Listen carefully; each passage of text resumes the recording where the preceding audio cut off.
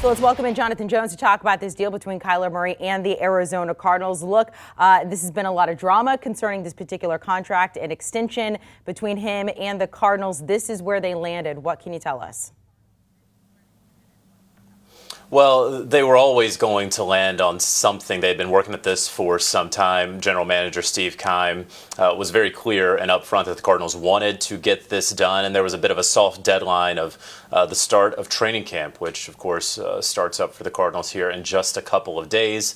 They didn't want to get to the point where Kyler Murray might hold out, may not show up. They know, of course, the questions outside the building about his leadership skills, and so that was never going to reflect well on Kyler, on the team, on the organization. So this is something that they wanted to get done. Again, they've been working very hard toward this, and there's the report out there of the money, one that gets him at $46.1 million in average annual value. That puts him, of course, above Deshaun Watson's number, though that is a fully guaranteed contract, well below, of course, the $50+ million, as you mentioned, Amanda, that Aaron Rodgers gets on average annual value. So that's really the win in this contract for Kyler Murray. Will he ultimately be playing with the Arizona Cardinals through the 2028 season under this contract? Very, very unlikely. We know in so many of these NFL deals that the last couple of years of those deals really inflate the number, but that's what we're seeing right now. Kyler Murray and his representation can very happily say that we're number 2 on this list, but the contract details, Amanda, I can tell you this. I've heard from many people around the NFL this week and even just in the past few minutes. Really, they are very, very interested to get their hands on this actual contract to see what exactly this deal is going to be, because Deshaun Watson, with that fully guaranteed deal that he signed with the Cleveland Browns a couple of months ago, we thought that might change the landscape for quarterbacks. It does not appear that it has, at least with this one, with Kyler Murray. We're going to talk about some of those quarterbacks that this contract could impact. I want to go back to what you said, that he's probably not going to be there for the entirety of this. I mean, as I mentioned, there was a lot of drama. Chris also used the words soured the relationship between Kyler Murray and the Cardinals. I mean, scrubbing his Instagram of them and then bringing it back.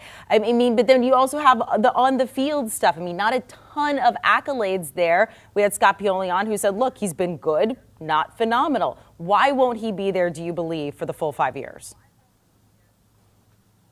Oh, I just mean that he won't be playing under that contract for the full 5 years, that if he's fantastic and great, they're going to rip it up and do all that. But no, to your point, though, there are questions, of course, about Kyler Murray, and that's, again, why the contract details are very important, because the Arizona Cardinals know that he has dealt with injuries. They know, of course, that he's fizzled out at the end of the season. So was head coach Cliff Kingsbury, even dating back to his college days. And so, you look, if you're the Arizona Cardinals, if you're the director of football administration, Matt Harris, who was able and worked with Steve Keim to put this contract together for the Cardinals side, you'd have to imagine that there are going to be some ways for the Arizona Cardinals, not this year, probably not next year, but a way for them to ultimately get out of the deal if they do sour on Kyler Murray. But we're talking about 3 years ago, the NFL Offensive Rookie of the Year, and then a 2-time Pro Bowler in successive years after that, and then getting them to the playoffs. And as his agent wrote in a very, very long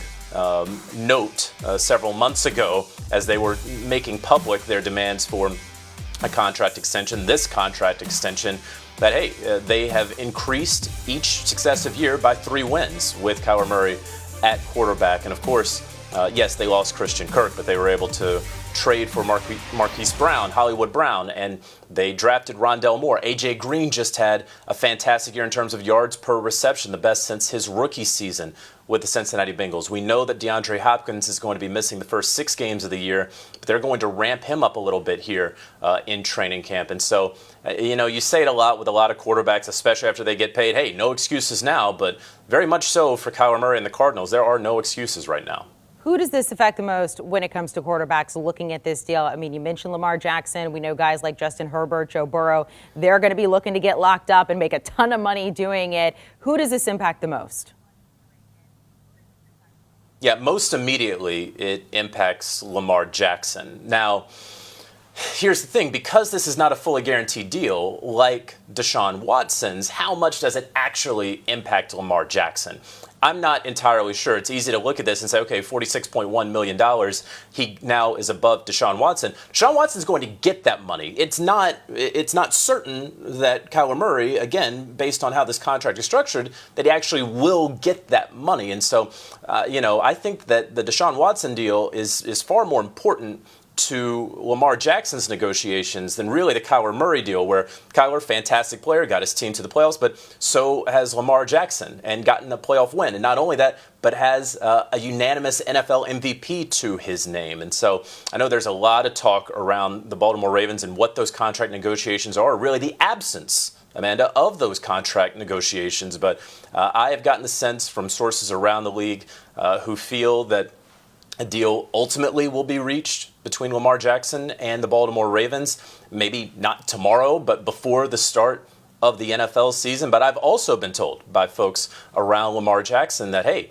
he's scheduled to make around $25 million this upcoming season. That's a lot of money to him. So maybe he's fine with sitting tight. He has always played it his way. He and his mother, Felicia Jones, have always played it their way. It's usually worked out for them. So don't be surprised as they take this unorthodox route.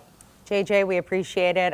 Check out the latest from JJ on his social media and also on CBSSports.com. All of your articles there. Thanks so much, Jonathan. Taking a look at the NFC West Vegas outlook there. The odds, the Cardinals right now plus 300, sitting behind the Super Bowl defending champs, the Rams, and the 49ers. Do you want a sports network that delivers everything that matters about the game? The highlights, the picks, the instant analysis, no yelling, no fake debates, no politics. Hit the subscribe button and never miss a moment.